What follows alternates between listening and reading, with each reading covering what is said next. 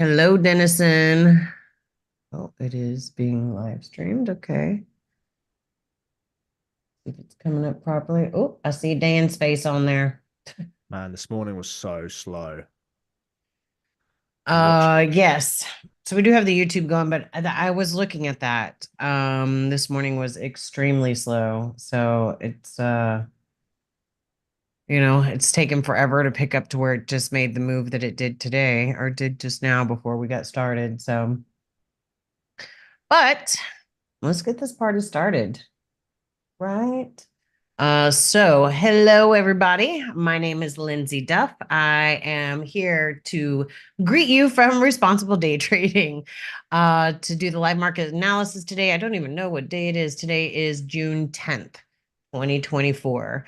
So as you may have just heard Dan say, it has been very, very slow today. It was very, very slow Friday. I looked at it Friday. Just couldn't. Did I trade Friday? No, I didn't trade Friday. I just couldn't get myself to pull the trigger because it was moving so unbelievably slow that what happens with myself when it's moving slow like that is I'll convince myself that there's trades to be had when there is not. So the best part is to walk away. All right, so let's go ahead and get started with things. We are going to start off with the disclaimer. Guys, we are, here at Responsible Day Trading, everything we're doing here is created for educational purposes only. They are definitely our opinions. So it is something that we want you to learn from. Oh, thank you, Dennison. It's actually not a new hair color. I just have clean hair today. So I used a little dry shampoo on the top. So looks like I don't have dark roots, but thank you so much. Um, I'm just being truthful. Like I didn't do anything new. I'm actually gonna let my old color just grow out because it's time to just let it do its thing. But yeah.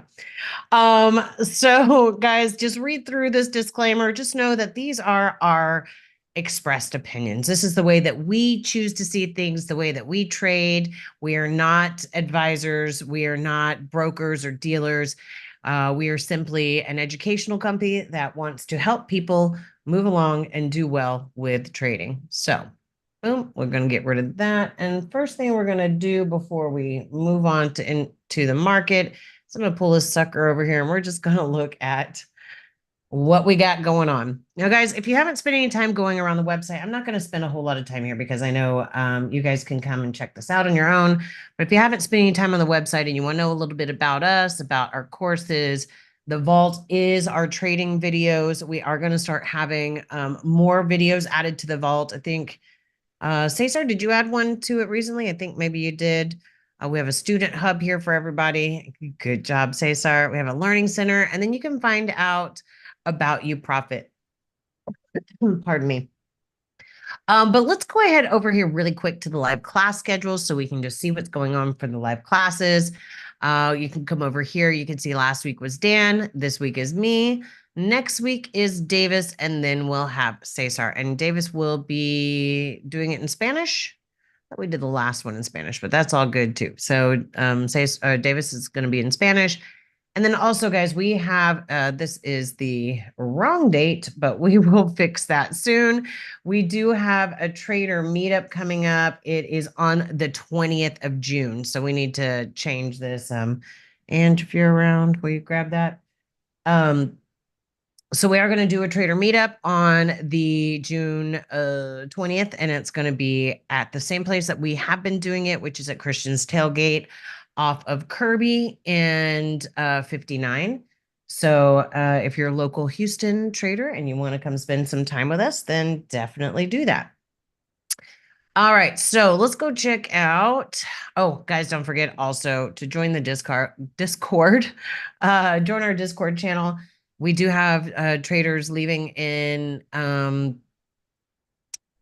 putting their trades in there, students who are here letting us know what they've got going on with their trades. Hold on one second, guys. I just need to make sure I got everything up here so I can check everything. There we go. All right. Hello, Davis. Um, Oh, say so. You said you did a couple weeks ago. I thought you had one that you were doing this week, but we will talk about that a little bit later. Okay. So let's go ahead, guys. Let's move over to the news. Let's check out our market news. All right. So this week, all right. So we had nothing today. And it's very obvious because the market is, say it with me, guys, moving like molasses.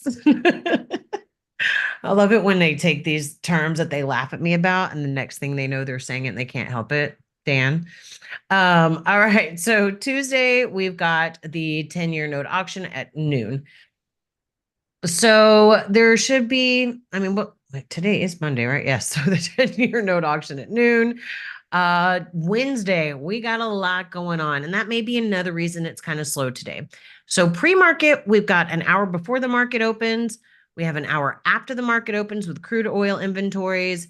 And then it just feels like it's just coming around more and more often, but we have FOMC going on. So at 1 o'clock, 1:30, you may want to step out of the market for a little bit. What tends to happen is right before it shows up, right before we get FOMC, we have a huge slowdown and it starts to just creep along and creep along. And people are thinking, oh, if they're not paying attention to the news to know that we have FOMC at 1, they're thinking, okay, well, this is just about to move in my direction. And then FOMC hits like wildfire and it just explodes everything. And it may still go in your direction, but it may cut, 10 points to the other side before it does. So I try and pretend, I try and not trade on those days because I want to, at least not during that time, at least an hour before, hour after, it starts to just slow down and then it goes crazy. Sometimes it doesn't do anything. Honestly, sometimes it doesn't go crazy at all. But, it's just better to be informed and know what to look for.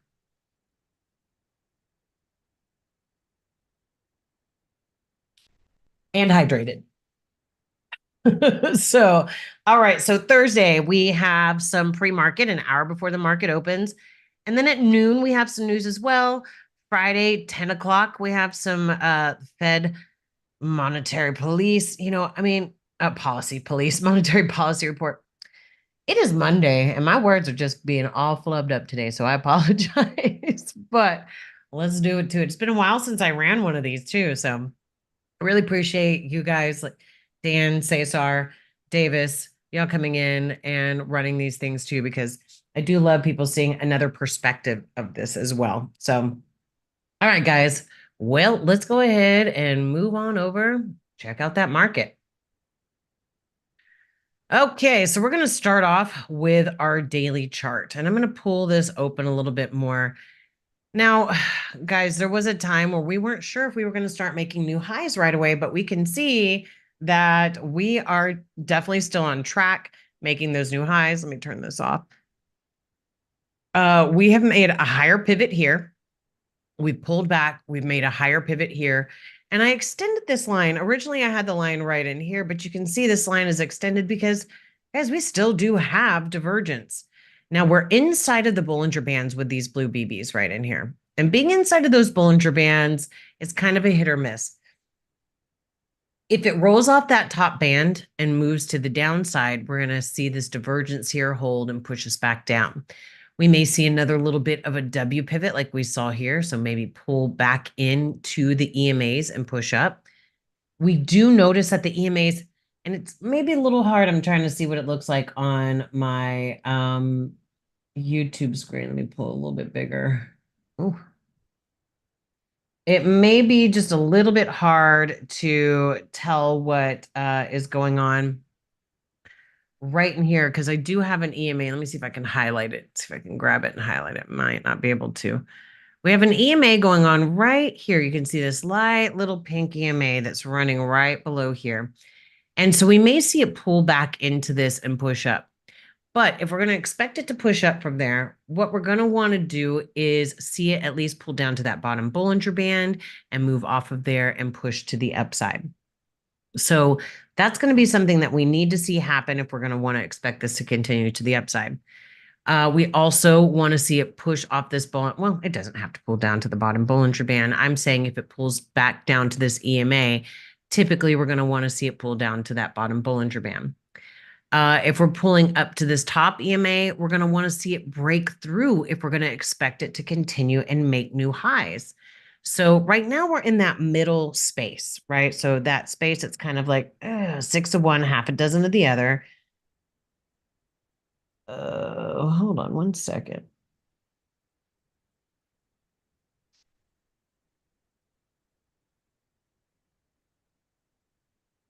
Okay.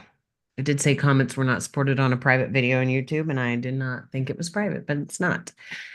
Okay, so we're going to want to see these BBs break through the top Bollinger Band. Now, do we think we're going to see this make new highs in the BBs? I think it's going to be a little bit of a struggle to come all the way back up here where we have this extreme high up here. So what's probably going to happen is we're going to continue to make divergences until this pulls back closer to the zero line, pulls back into the EMAs, and does what I like to consider a reset. Resetting of the MACDs, resetting of the price to kind of get them in tune and moving in the same direction. So let's open this back up. But for right now, direction is to the upside on the daily chart. We're above the EMAs, we're above the zero line, direction is up. We could possibly see this bar continue and push it to the upside. I do like how all of these have closed towards the tops of the bars, but we really want to see these MACDs be a little more in tune with that and push through and push up to the top. So that is what we're seeing on the daily chart. We've got divergences at the top. We've got potential for divergence again going on here. We are at an extreme high. Can we expect more up? Well, we do keep seeing it move more up, but I'm not 100% sure that we're going to see this continue to the upside. We're going to have to see what happens if we roll off this top Bollinger Band and push to the downside. We'll anticipate it pulling back a little bit more. So that's my anticipations with the daily chart. So let's close up the daily chart and we're going to bring on the 28,657. Now, if you're new here, guys, we use Fibonacci numbers. 28,657 is just about the biggest Fibonacci number that I will use, but you can use different Fibonacci numbers. It doesn't really matter what ones you use as long as you have a good mix between them. And what I mean by that is the separation between each number you want it to stay kind of consistent. And we'll talk about that a little bit more later if we have some time. So here we are looking at the 28,657, which is our next largest chart. The 28,657 is showing us a little bit of the possibility for head and shoulders, right? So we had a shoulder, we had a head up in here, we have a shoulder again, or actually we had a little bit of a shoulder here that pushed us down. We're in that same area of the shoulder. Now the question would be right here, are we going to break through this area of resistance to the upside, or should we anticipate it holding? Now, here's another, what I was just talking about this on the daily chart. I don't expect the price to pull or the MACDs, excuse me, to pull all the way back up here. These are extreme moves to come all the way up here. So what's going to happen in the MACDs is we're going to continuously make divergences. So we're going to continuously see the price move to the upside when the MACDs can't quite catch up. So I would pretty much be expecting the same thing that I was expecting on the daily chart, which is to where the price and the MACDs need to get into tune, right? So they need to really understand, or they need to get into tune with each other. Apologize, you guys, having to wait to come into the room a little bit. I'm trying to pay attention to it all. So let me just do this. Okay, we're good there. Oh, Davis, I'll make you a co-host too, just in case anything happens and need one of y'all to, who knows what'll happen. Life is crazy sometimes. Okay, so as I was saying, right in here, we can see the BBs. If you look at them here, when you have it spread out, it's a little bit harder to tell, but you can see that the BBs are getting a little bit of a lighter color, not quite these white colors that we see right in here. but they're starting to get a little bit of a lighter color. They're leading lower. They are outside of the Bollinger Bands, so the possibility for them to continue up is absolutely there, but we're seeing pulling into this area. So now if we're thinking about areas anticipated to break or to hold, this may be an area anticipated to hold, at least for the time being. Something else that we're noticing, guys, we're getting a bit of a wedge here, right? So price is really having a hard time getting back up to that high or getting back down to that low. So what happens when we create a wedge is it just gets a little bit tighter and tighter and tighter between there until it pops out in one direction or the other and finally gives us some something to work with there. Okay. So we're up at this area of resistance. BBs are still outside of the Bollinger Bands. They are not strong. They're not weak, but they're not strong. We don't see a whole lot of separation between them like we see back. I hate when I do that. I just deleted all my lines, but that's okay. You know what? It takes just a few seconds to put them back on there. So what we see is that the MACDs are not showing a ton of strength to the upside. They're still outside of the Bollinger Bands. They are still moving in that direction, but they don't have a ton of strength going there, which means it may mess around for a little bit before it makes it there, right? So let's open this back up. Oh, man. We got this close at the top here. We're pulling back down a little bit. We got what looks like a tiny, I wouldn't call that a tiny reversal bar. It's just a smaller bar. That bar did close at the top. So are we going to get a hard close up, hard close down? If the MACDs stay outside of the Bollinger Bands, you can see they're looking a little bit like this. So I am going to anticipate them to start to pull back. If the price pulls back with a lot of strength and the MACDs don't, then we'll see more of a reason for that to continue to the upside. Okay, so let's go ahead. Take this out of the way. Guys, are there any questions so far? Everybody good?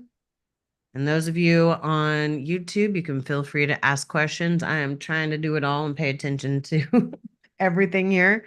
So we should be good. All clear. All right, say sorry. Thank you. Okay, so let's move to our next charts. Our next charts that we have going on here is I'm looking between the 10946, the 1597, and the 233. Now, if I'm being very honest with you, lately I have not been using this combination.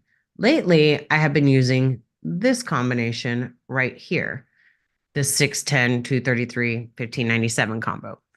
And we'll come back to that in just a few minutes. But part of the reason I've been using it is because of how slow the market has been moving. The market has been moving like molasses. Like, let's see. Here is June 7th. This is all the data for June 7th. Now, we had this big bar push to the downside. It's really funny because I did see a lot of people on Facebook and things like that saying, oh, timber, we're going to the downside. And it's like, yeah, we are temporarily. It didn't mean that we were going down forever. The direction is still up on our bigger charts. It's up on the daily. It's up on the 28,657. It is up on the 10,946. Now, can it change easily? Absolutely. We can see that we had direction up, direction down, direction up, direction down, direction back up here. And if you guys remember, and something that we're going to have in one of our new lessons is talking about understanding the direction and on an individual chart. And if we're looking at the direction on an individual chart, we want to be above the EMAs and the zero line. Not just above it, but we want our first bar to separate from it. And then we need to close above that bar. I'm trying not to sneeze. I feel it coming on. Okay. We need to close above that bar, which happens here. So that shifts the direction to the downside or upside, excuse me. Like here, the shift happened. This is our first breakaway. We don't close below until this bar. And that bar is attached. So I would even be looking at this one as shifting the direction to the downside once we detached from the EMAs. But currently, the direction is still to the upside. It is looking like it is attempting to try to shift the direction to the downside on the 10946. And why would I say that? Well, we had that area of resistance that we talked about. We did not have a strong MACD movement up above this area. Also, remember, we had that, and I'll draw it back in here so we can see it again. We had that bit of a wedge going on here. Not the most beautiful wedge drawing, but we have a wedge going on here. So we do expect it to kind of bounce back and forth between those areas when that happens. But it's got a lot of distance to run in those wedge areas. So we have a lot that we can play with and work with there too. So we pulled into the EMAs here above the zero line, did break the bottom Bollinger Band. We anticipated more up. We pushed up. We didn't get a really strong push up in the MACDs. So we did anticipate it to pull back. Well, when it's pulled back now, what do we see? We see these EMAs attempting to open to the upside. Do they have strength to the upside? No, not just yet, but they're attempting to open up to the upside. Now, if we were really going to expect it to hold, we want to see something more like this kind of pull back into the EMAs, but this could be the start of a move to the upside. Now, if the MACD breaks through the bottom Bollinger Band, which it still has 4,000 ticks left, if it breaks through it and starts to push down here, I'm going to anticipate breaking through this EMA. Something else that may help this EMA open up a little bit, you see this right in here, this area right in here. We pulled back as it was crossing over. We had a lot of distance. So when we pulled back, we saw the strength in the MACDs. I did it again. I don't know how that does it. If someone knows how, I accidentally delete all my lines every time that happens. I would love to hear how to keep it from doing that because that is annoying. Sorry, guys. Give me just a moment. Well, you know, if I click on it and drag it, it'll delete it. But how do I? It's not on purpose. Like, so I click on the MACDs and drag it. Don't tell me how to live my life, Dan. Said stop being so heavy-handed. It just like I feel like it does it automatically, so it's a little annoying. But the good thing is it's easy to create these lines again. You just come back and look where the bigger pivots are, where they've happened. And I think I need to pull this one down a little bit. Let me add a couple more and then we're done with that. There.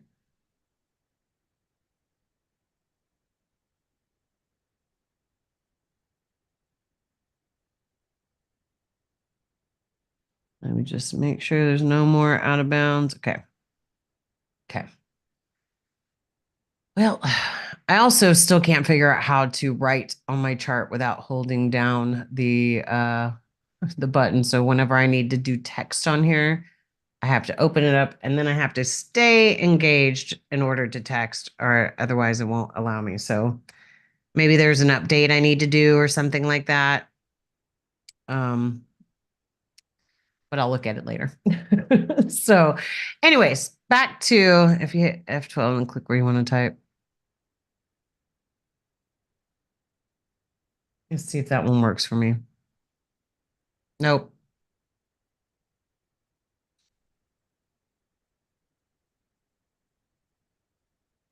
Nope, that doesn't work for me. Thank you, Cesar, though. I think that mine's been doing that for quite some time. So I think I just need to do, I probably need to do an update, but it's not a big deal. Okay, back to where we were here.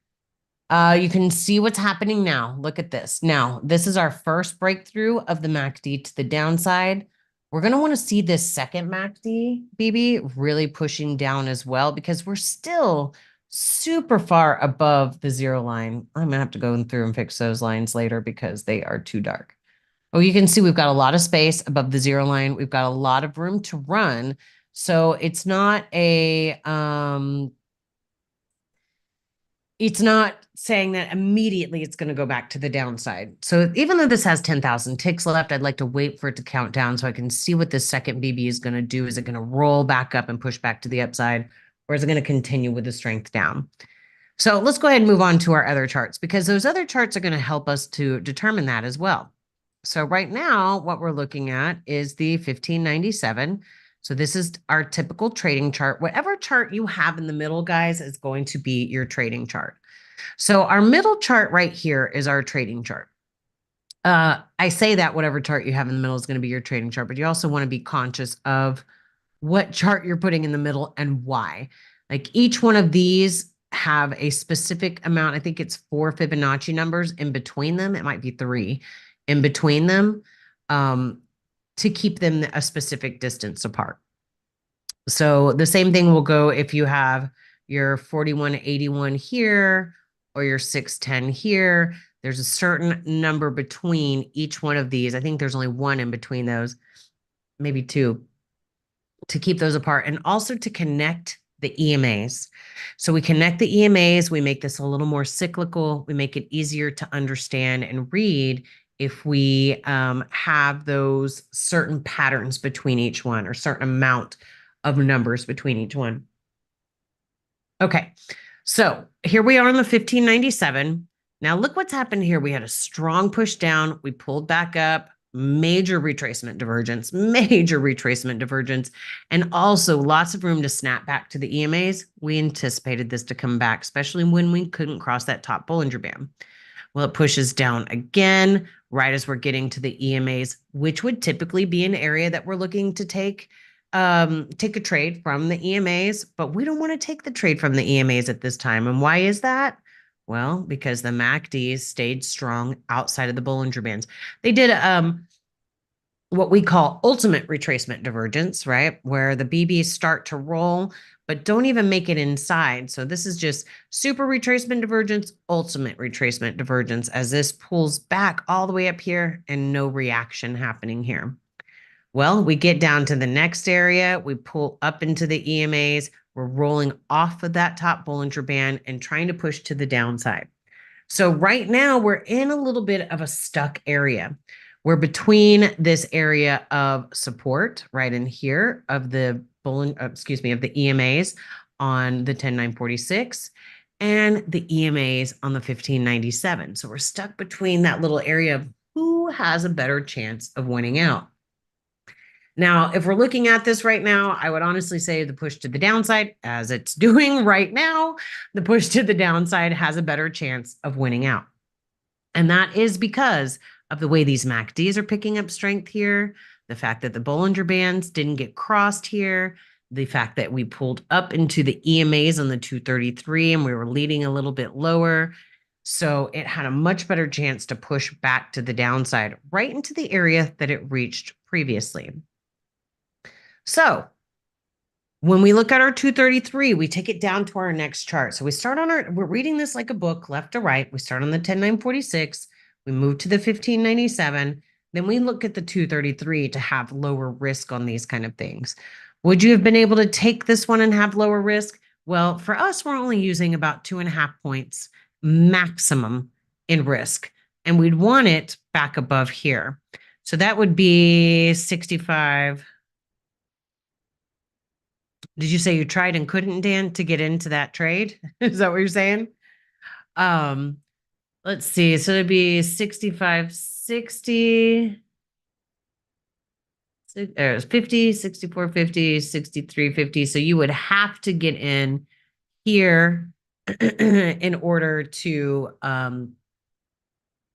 keep your risk in the right place, and to make sure that you're not, because otherwise your risk may be up here in the middle of things, and there's a good chance it could still pull back, hit that, and move. Now, as we're seeing here, it's trying to give us another little pivot here. We are leading higher in the MACDs, so we may see it pull back. We are outside of the Bollinger Bands here. It does have a little bit of a chance to roll up, but look at these MACDs on the 10946. They are really trying to show us strength and momentum to the downside. Now, normally you would say, oh man, I don't want to trade directly into these EMAs. It doesn't feel like a good idea. We're above the zero line, but what tells us that we have a pretty good chance of this pushing down? Currently, it's the MACD right here. There is still 931 ticks. We are still above the zero line, so we could see the next one roll and move to the upside. But we can see as it pulled back in here, this might have been a little bit of an opportunity if you anticipated this to push through that bottom Bollinger Band. Dan, I think you have it to where you can use your mic. What happened that you couldn't get it? You just couldn't grab it in time? Yeah, yeah. I saw the divergence on the 233 with the weak BBs on the 1597. But Here. Let me draw a line there. yeah, that's the Here. one. Yeah. I Yep. was trying to catch it a bit further down. I was waiting to see if it would give us a bit of a pullback so it could cross the bottom Bollinger Band a bit easier. But by Yeah. that Oh, time, here. yeah, no, all the way back. The first crossing. Ah, okay. Got you. Yeah, Got yeah. you. I was waiting for that because I missed the.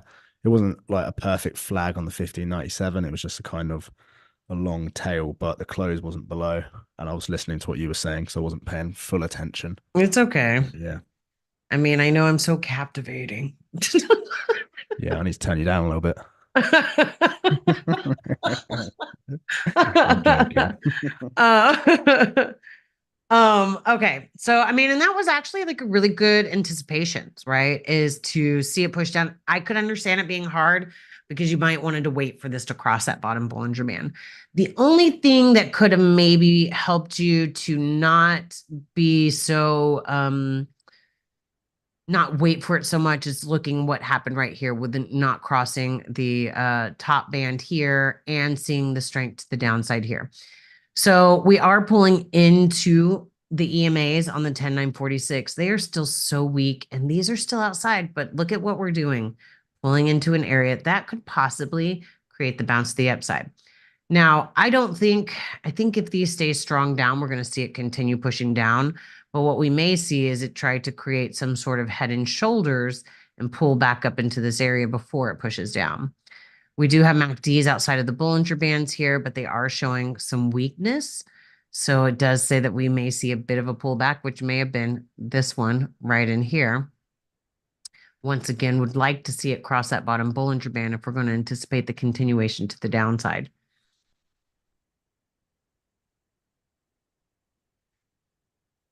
All right. So, and it is moving. Oh, that's what I was going to do next. Because it is moving so slow, if you are struggling with it like this is my suggestion. And this is what I have been using quite a bit lately. I do have a second screen right below me, and I am pulling the 610 here and the 1597 over here. Now, Dan always asks me, he's like, do you, because there was a time when I did use 5 charts at once, which can be a little overwhelming, right? To use all 5 charts at once. I still have all of my charts visible to me. So I have a double screen. I have a screen here and a screen below. And I have my main trading charts on the screen right in front of me. I have my 10, 9, 46, 41, 81 daily and 28, 6, 57 right below me, where I'm not necessarily looking at them consistently, where I just kind of use them for a little bit of extra confirmation. I may look at the 10, 9, 46 and say, yeah, those MACDs are still strong down. It's telling me that I still have an opportunity to move to the downside and paying attention to those. So do I use them to trade?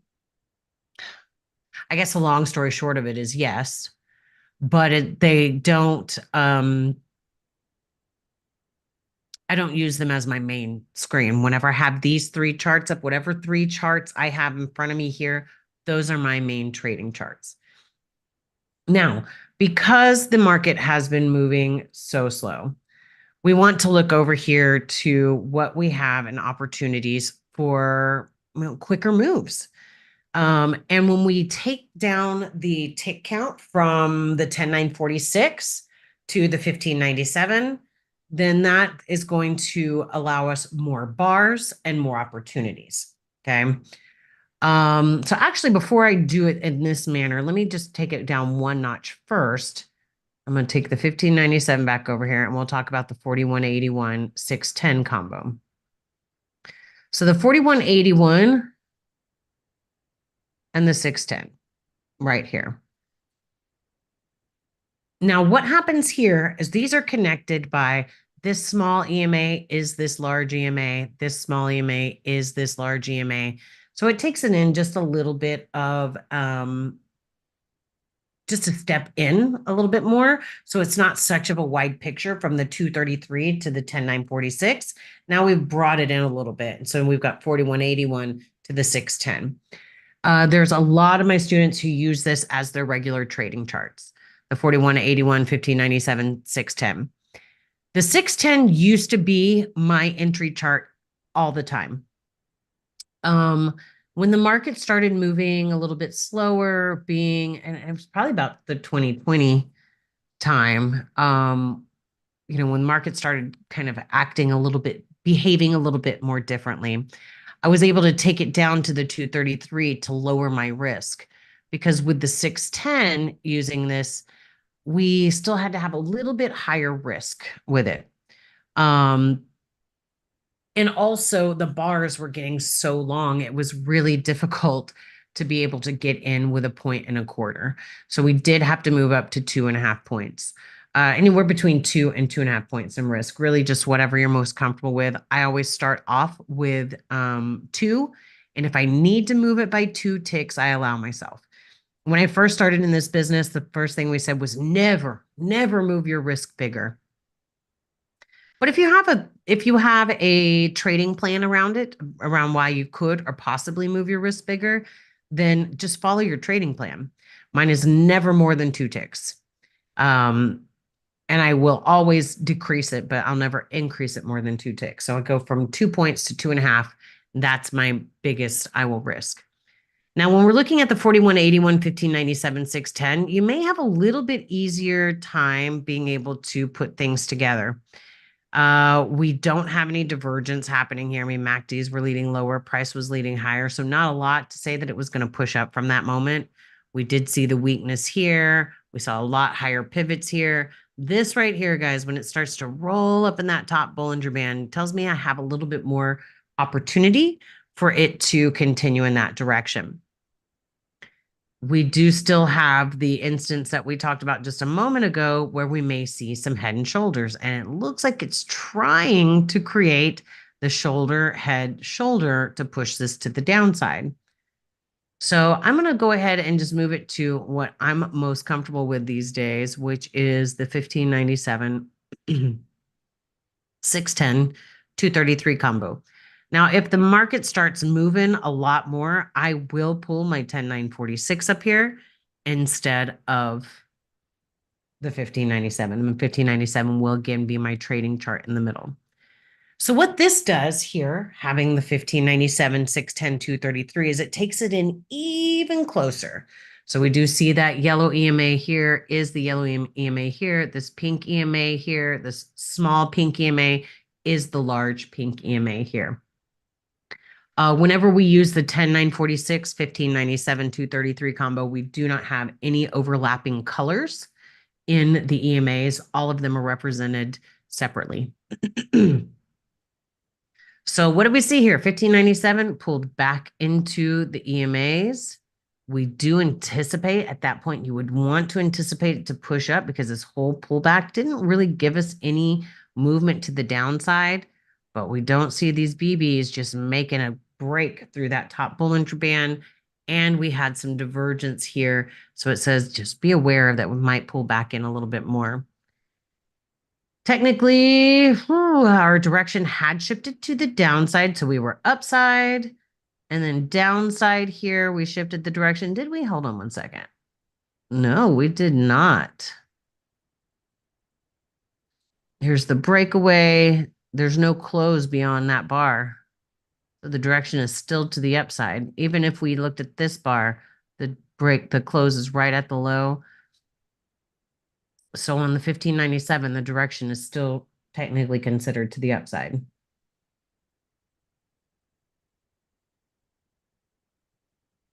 Give me 1 second, guys.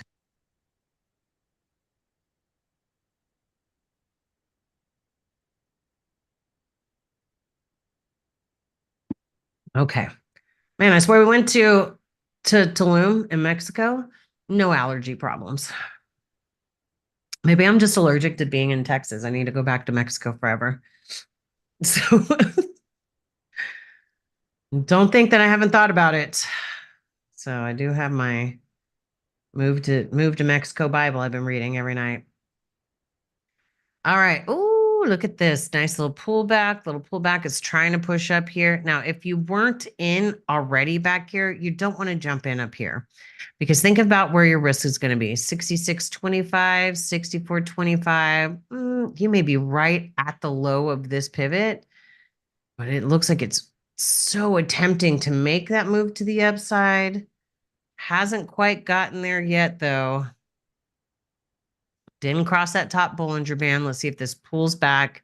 And, the problem here is it's showing us the ability to move to the upside. But my mind is also on the possibility of a head and shoulders here as well. So I want to be a little bit cautious.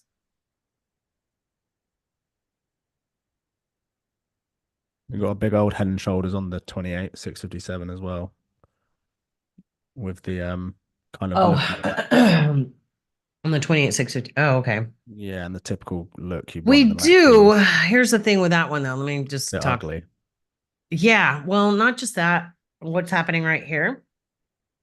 We just had that one purple BB for this whole pullback right here. So I do what you're see what you're saying. Shoulder, head, shoulder right in here. Mm-hmm. And it does look like it's trying to break to the upside. But we're right on that possibility for it to push back down. And the last time we got up here, this is how much time we spent around there hanging out. I remember looking at this head and shoulders like all day, I guess Friday, the possibility for it when it pulled back up in here. And it sure does look like it's trying to keep pushing up. But we're still in that wedge.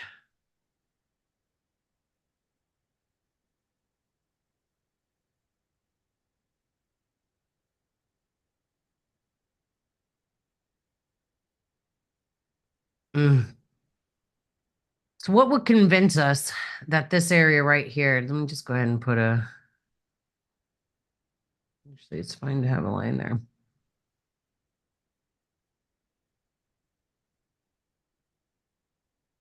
I'm like looking at what would convince us that this area is going to hold. Okay. There's got to be a couple of things that we wanted to see if we're going to break. So let's actually first say, what if we break through this area? We're going to need to see these MACD BBs roll to the upside. Even if I pull the 10946 over there, look at what happens as we pulled up to this area again. These BBs have not represented what the price is telling us. The price has pulled up all the way up here, and this is the only pullback we've gotten in the BB so far, which tells us that we don't have a lot of strength and momentum to move to the upside. We had the EMAs opening up, so we were really thinking, okay, they're starting to open up. Let's see if they start showing strength and momentum. But as soon as it opened up, it's almost like that false sense of opening up on the 10946 at first because of how far it pulled away, and then it snapped right back into them.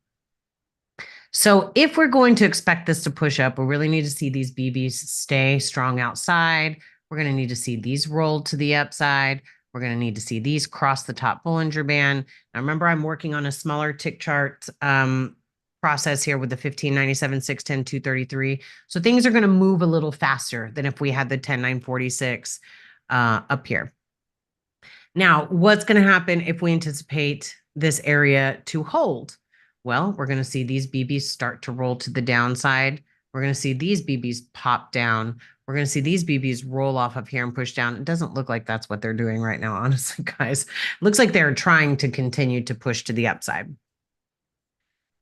We had a nice little pop down in the BBs here, which gives a little bit of confusion of, it showed a little bit of strength down. We've had a weak movement up because it does look like it's so trying to move to the upside. But we also have to remember we're at all-time highs. This is an all-time high right in here. This is the highest we've been ever. So what happens typically is we pull back and test it and push off the area. So we tried to pull back here, didn't quite make it through. I mean, in reality, the direction is still up on all charts. It's actually the 28,657 that has me like convinced that it might go up. So, because if I look at that 28,657 right here, that nice little pull back into the EMAs that BB is trying to roll up, but we also have 10,000 transactions to happen before this BB plots the way that it's going to be.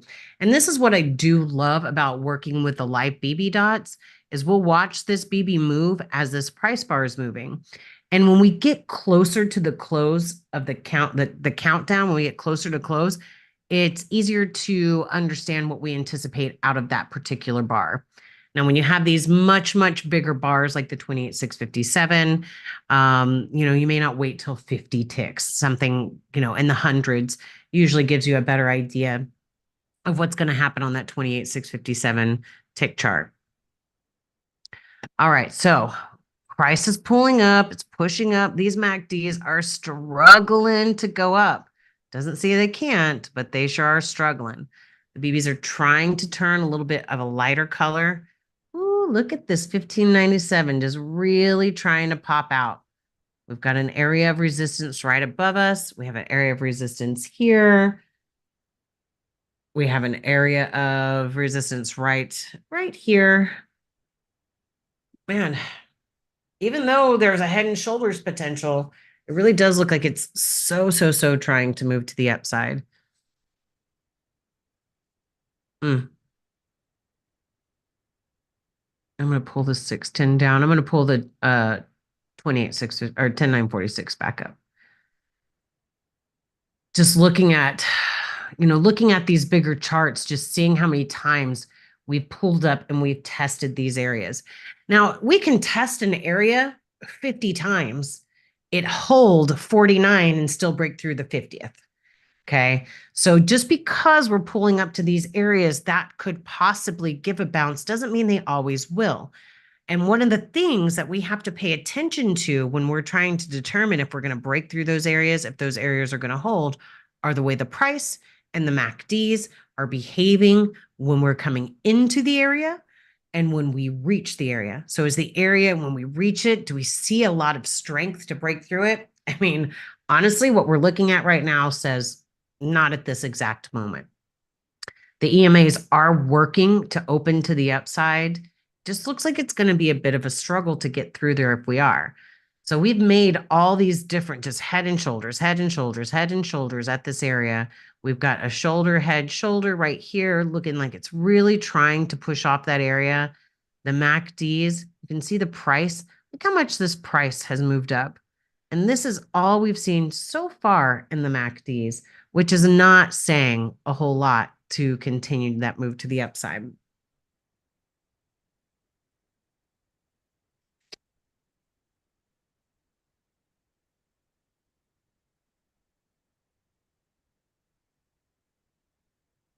It looks like Cesar had to leave. They're having a bit of a drought apparently in Tampico it's making things pretty tough for them out there. It's such a mixed bag. It really does, it does look like it has more of an opportunity to go up, but the 10.946 is struggling right here to move up. So far, we pulled back, only had one purple BB, not only one purple BB, but there's still, I'm sorry, two purple BBs. It's still outside on the 1597 of the Bollinger Bands. So I'm going to need to see a bit of an extreme move off here.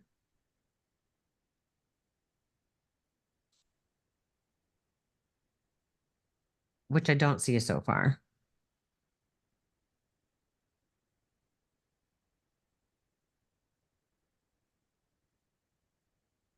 I know what you mean about the mixed bag because my brain is telling me to take a short with the retracement divergence Yeah. and the 10.946, but then the 1597 is just kind of poodling its way up on the outside of the bands. Yeah. So it's like, it's so hard. I don't want to say so hard to read because, we're reading both sides of the coin. We understand both sides of the coin. Now, which one has the higher probability is the question, right? And just pulling back up into this area that's held, it's hard to want to turn to trade directly back into it too, because there's not anything that shows. I mean, I'm even trying to look at my other charts to see if there's anything that shows a strength. And the only one I see is pretty much a 28,657 that might have the opportunity for it to continue up. We got a tiny little reversal bar and we have the push up there, because all the rest are showing that, yeah, it's trying to get through there, but it is weak getting in there.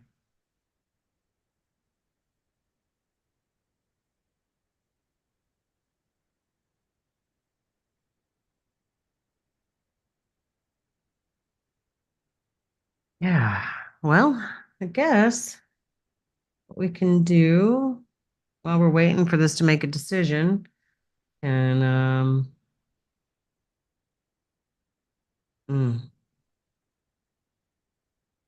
gonna look at some people's charts in Discord.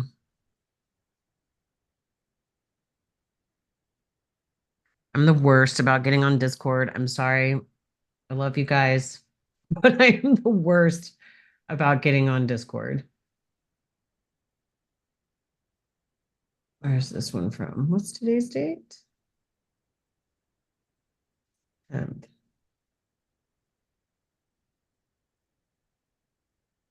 Surprised I don't see Tim in here today.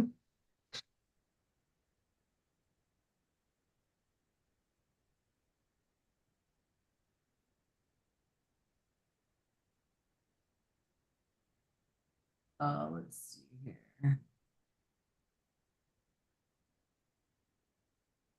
Oh, Dennison. I see one from you. Hold on.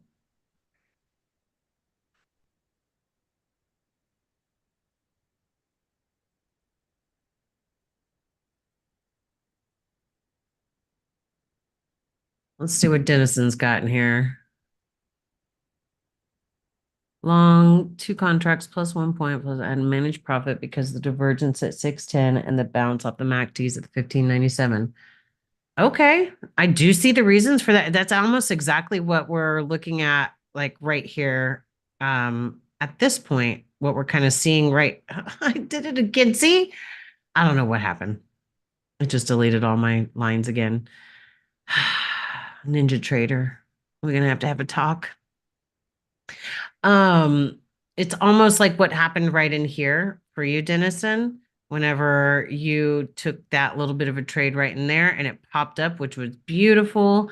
And I actually really love your choice of your exit. You know, it didn't hold to the full profit. Ooh, it is a little late, but I can see what your decision was there. It does feel a little late, but you know, because we do have a couple little bit of opportunities pulling back in here as we're watching it, seeing the opportunity go up. You may have been waiting for it to cross that top Bollinger Band before you took the trade. So let's see what else we got in here. Trader charts. All right, this one's one from Tim. Oh, Tim. What's going on here?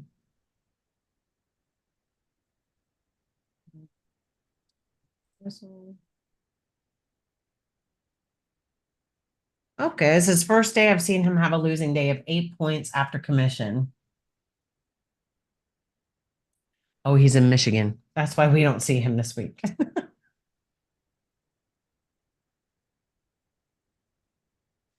I'm just looking at this and I'm going to pull it over for you guys. To me, this looks like a big case of over trading, for sure. But one of the things that I do like is that, you know, he was not comfortable with his short. He took a break even, took the short here, took 2 ticks off of it. Where's this one? Short minus 2.5 points. Short. Oh, got a little bit earlier, a little bit early out of this break even, moved the break even a little too quickly. Frustrated, took minus 2.5, then break even, minus 2.5, plus 1.75, plus a point, minus 250. So what I'm looking at here is he did take quite a few trades but actually managed them pretty well to where he wasn't having an extreme loss for that. So that's a good thing for that. That's one of the things that I do like about what we do here is that we manage the trades to where we don't allow ourselves to take extreme losses. What you got here, Dan? See? Oh, this is the one we talked about the other day. Yeah. So, I see the so reasons to get out. I was just like, nah, it's gonna do it. It's gonna do it. yeah, that's one of the parts with letting our egos get in the way for sure. And you actually I had a don't have really one of good those. entry. What's that? So I don't have one of those. Oh, of course not. That's not the ego saying that at all. Um, I mean, I can understand why you might have held this one a little bit longer because maybe expecting it to pull back into the EMAs and push off a little bit more. The MACDs were moving down with strength there. Where was it? Okay, the only thing was maybe the 10946 starting to roll up. One of the good things and one of the things I remind myself is okay, first off, I think you said it did. Oh, you had a 5 point target, it went 4.5. So here was your target and went 4.5. It's a little frustrating, I know, but it was really hard to read that one that it was turning around immediately. So what I do like is that you went ahead and you did the +1. So I used to back in the day whenever I was trading, I would always put my risk at a break even. I never put it at break even anymore. It's always +1 because that way, even if it takes me out, I've at least got commissions covered and the tiniest bit of profit. So I never do a break even anymore for that specific reason, because even if it's a break even, you're still losing on the profits, right? Or you're still losing on the commissions. So I commend you because you were doing break even consistently before. So I do like that you made a different decision there. Okay, let's see what CSR has here.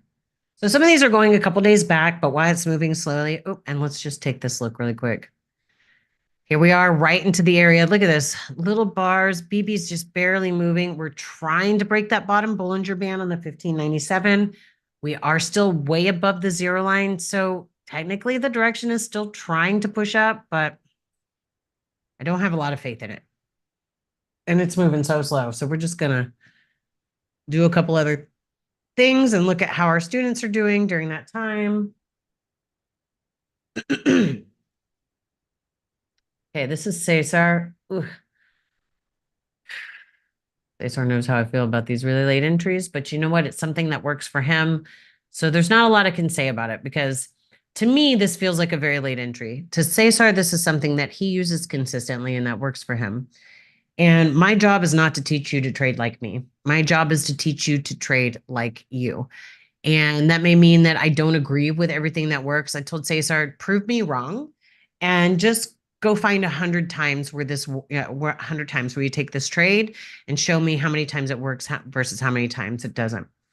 And just because I'm uncomfortable with the trade doesn't mean somebody else is. And if you find something that works consistently for you, then please don't let my opinion change that.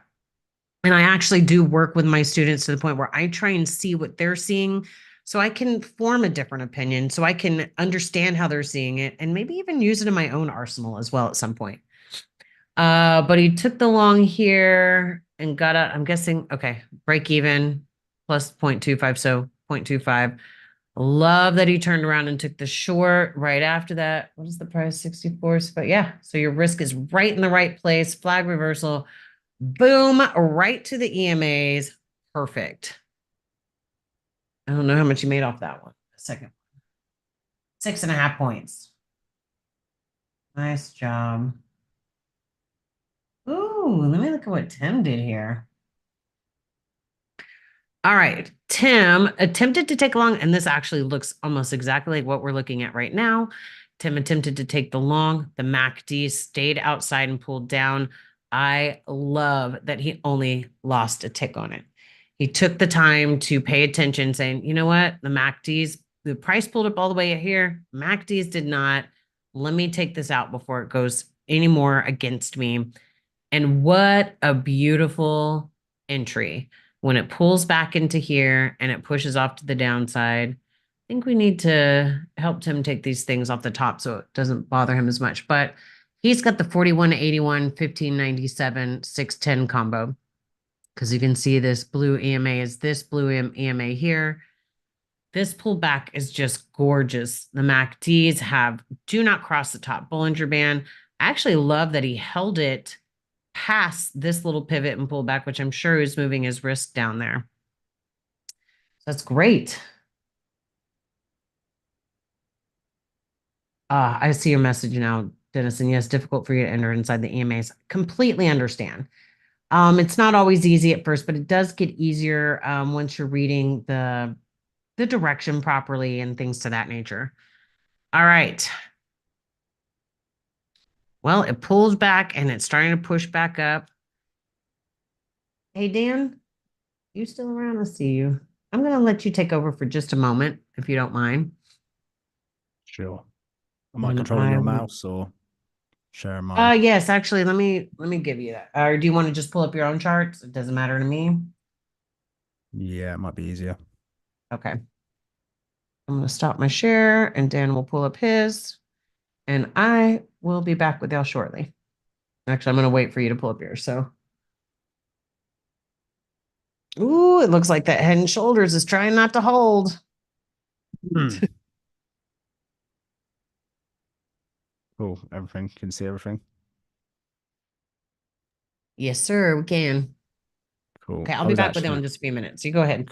cool. Right, pushing back up. I was actually anticipating a short. I was waiting for a bit of a sharp move up like this, as we're getting now, for looking for a bit of divergence, but it looks like we're just going to keep on plowing to the upside, potentially going back towards that resistance level. Starting to roll up here on the BBs.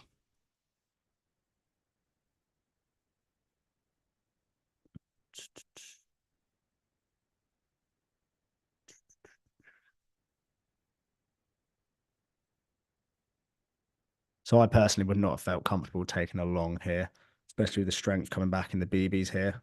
Not really one to go against that unless I have some form of divergence in the 233 MACDs.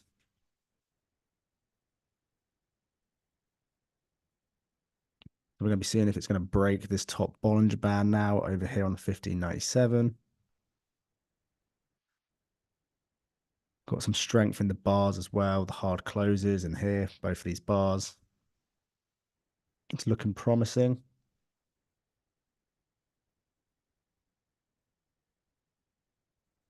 $28,657 starting to roll up as well. Trying to break that top band. I don't really ever change my charts. I know Lindsay does when she goes down to when the market's moving really slow. I much prefer just to use the same charts all the time because then I just become really familiar with how they interact together. But it's personal preference. You can still trade them the exact same way.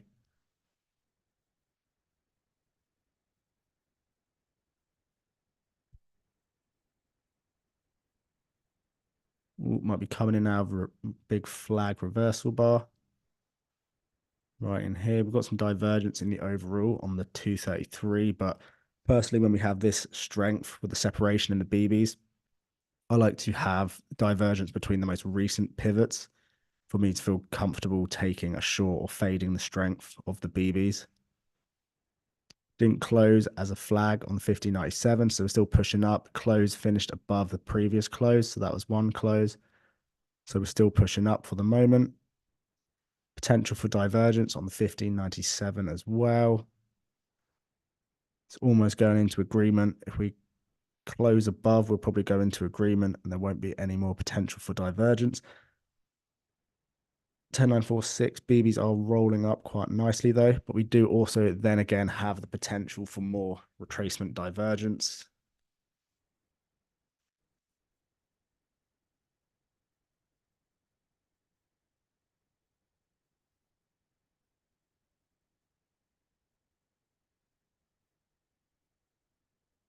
See, Dennison, you said it's difficult for you to trade inside of the EMAs.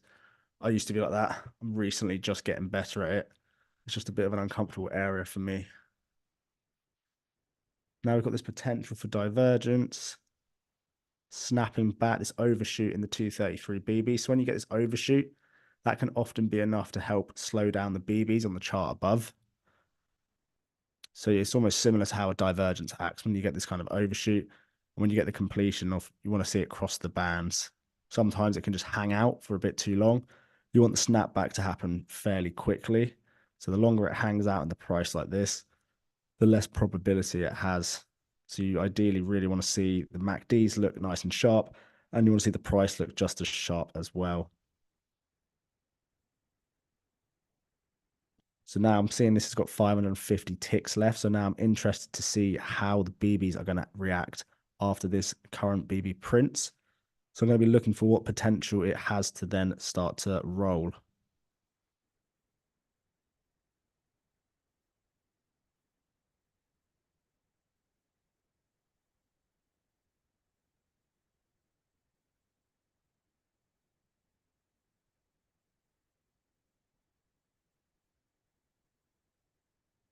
Still just hanging out at the moment.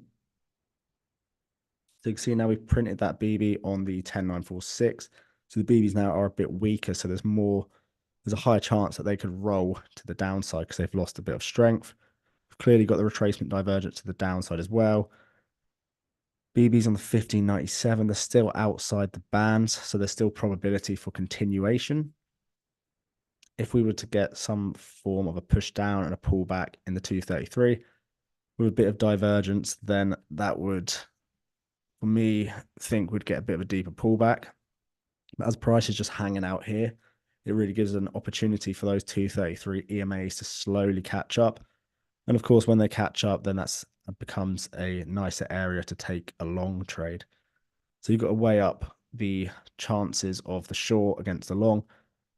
And when we're taking a reversal trade, you really want some space to run back towards those EMAs.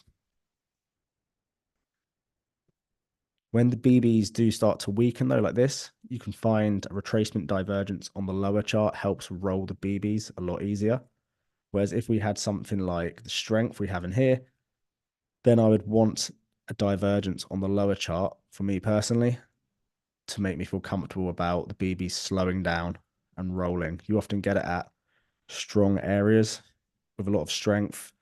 On one chart, if you look to the next chart, you usually get a divergence at that area for an entry, that is. Not all the time, but it is rather frequent.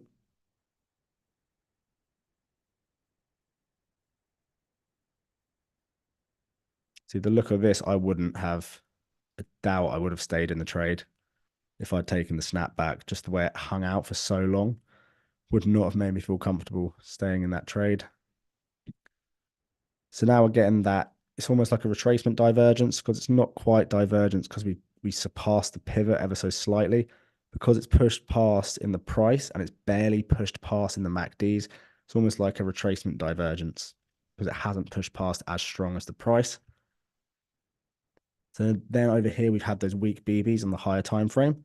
So as they were weak, as I said earlier, that retracement divergence can help roll them a lot easier. So this is just the way I look at the charts and how they interact together. We all read them slightly differently, but this is the way in which my brain kind of puts it all together as to how the BBs move and how each chart, how the divergences from one chart will affect the next chart and so on, all the way up. So I wouldn't have taken the short because I wouldn't have liked the look, or I wouldn't have liked the hangout. Potentially, potentially this flag bar might have got me in, but I don't think it would have, to be honest. So what am I seeing now? Would I be interested in the long? No, I wouldn't, just because the angle of the BBs on the 1597. So really you want to look at how easy it's going to be for the BBs to actually roll and like change direction. So here you can see we've got the potential to turn purple. That retracement divergence might be playing out. We had that kind of inverse retracement divergence over here. Pulled far away in the price, so we can get a price snapback. So that target area would be that first EMA. Obviously, we're at the entry chart EMAs now, but we do know these are obviously the weakest EMAs we have. And we could be picking up some strength here in the BBs, looking for that rotation to the opposite Bollinger Band, which is what we often happen. So we're just getting to the opposite Bollinger Band now. You can also use these Bollinger Bands as target areas as well. As you notice, we do always use them as support and resistance. Rather, not always, but a lot of the time we do use them as support and resistance.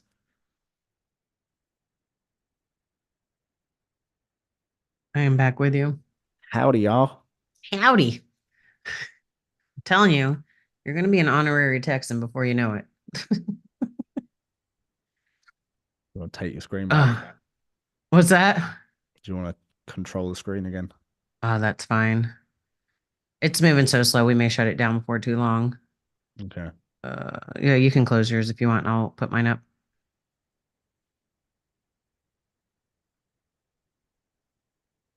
It's all yours. Why, thank you.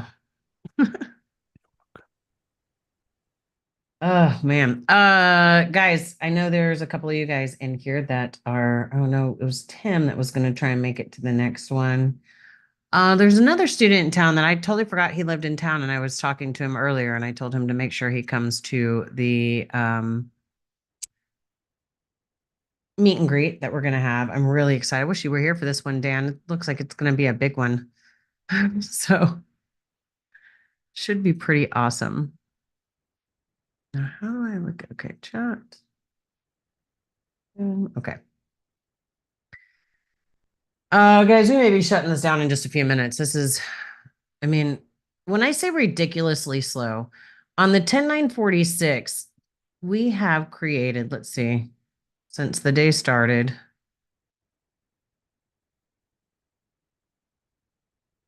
maybe like 50 bars.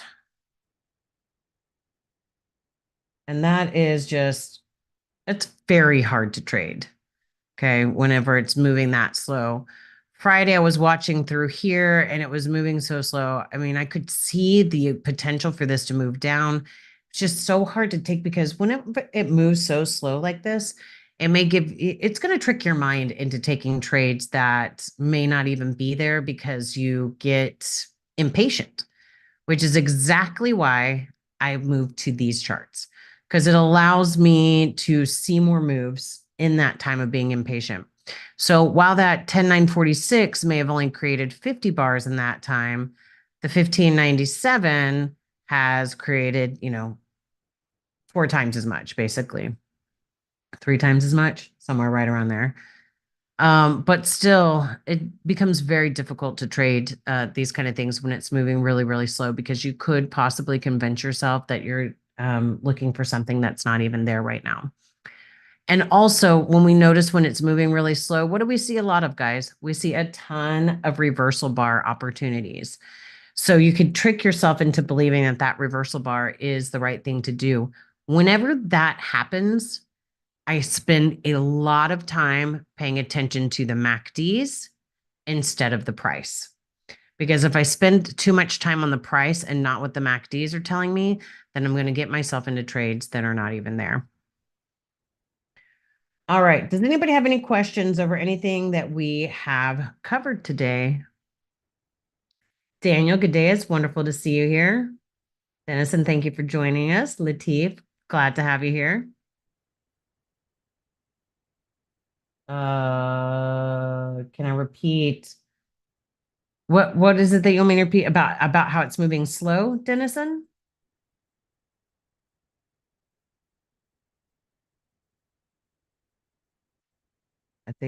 I think that's what. Okay, shush, Dan. I can't remember what I just said. Well, I was talking about using the 1597. Sometimes I just say things. I thought I said I was shutting it down, and if anybody had any questions, but that was pretty much it. No, what I was talking about here is, let me just pull this back down, the 610, and let me pull the 1597 over here, and we pull the 10946 over here. It takes so long to create one bar on the 10946, especially when it's moving slow, that we may convince ourselves that trades are happening that are not actually there. This is the reason why I get rid of the 10,946 and look at that nice move to the upside. Yeah. Woo, check that out. This is the reason I move over to the 610, 1597, 233, because it gives me more opportunity. And I also make sure, I think this was the part that I said, I make sure when it's moving very, very slow to keep my focus on the MACDs and not necessarily on the price.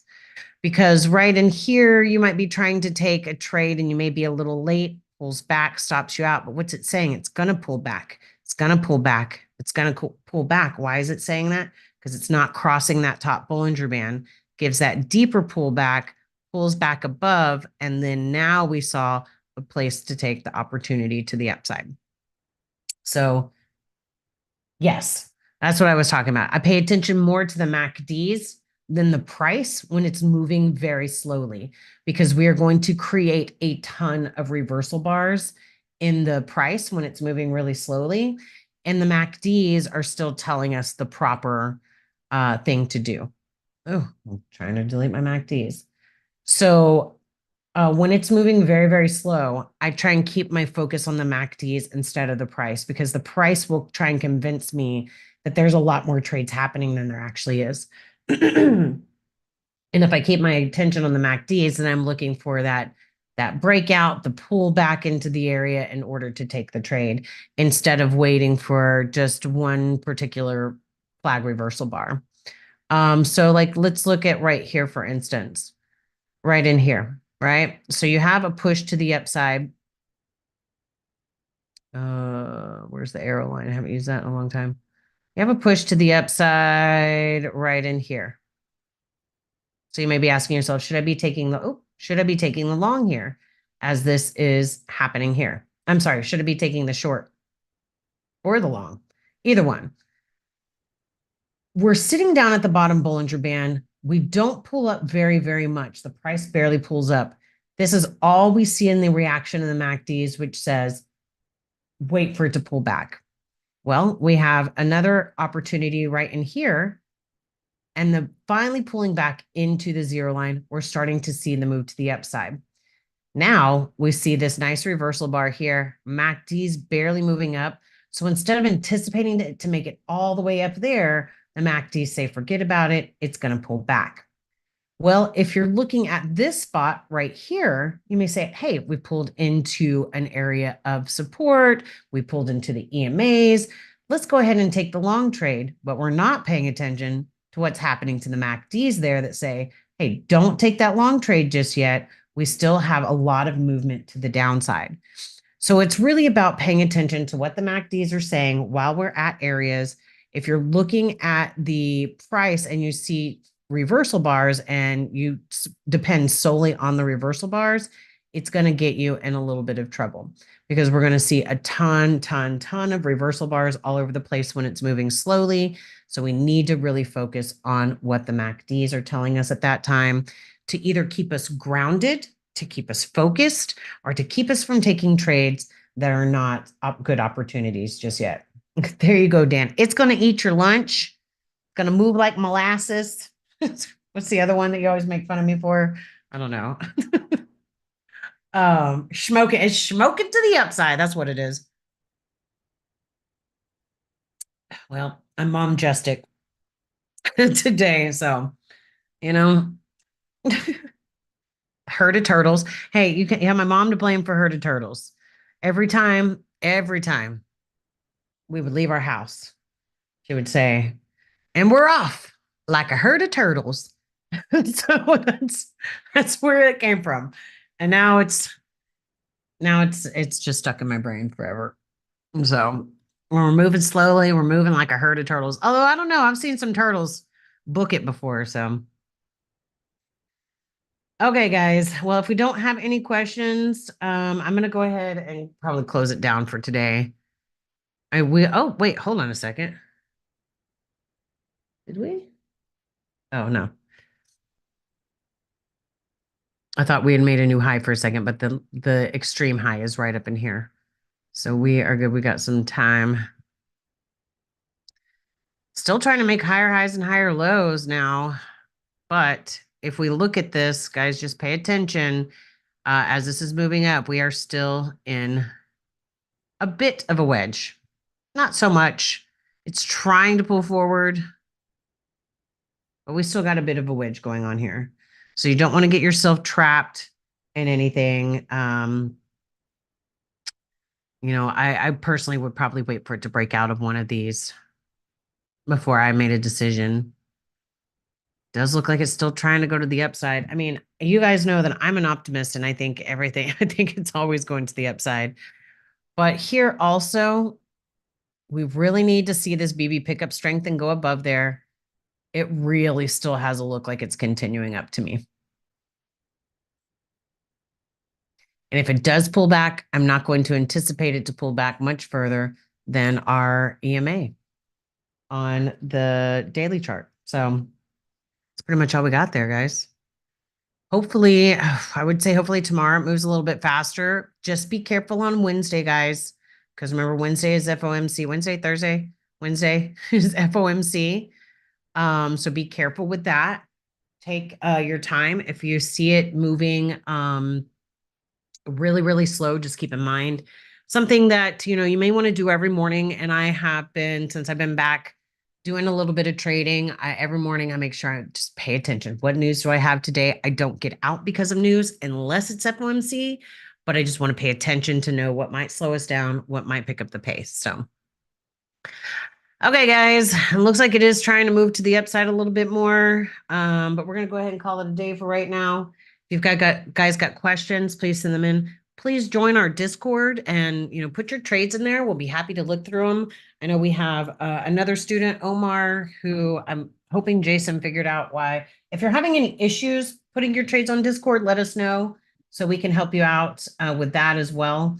But I think that's going to wrap it up. And I hope everybody has a lovely day. Thank you for being here with me. And we will catch up again soon. Oh, wait, I forgot, we look forward to catching you on the profitable side. All right, guys, have a great day.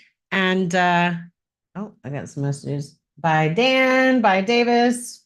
Bye, Daniel. It was wonderful to have y'all here. All right. Bye.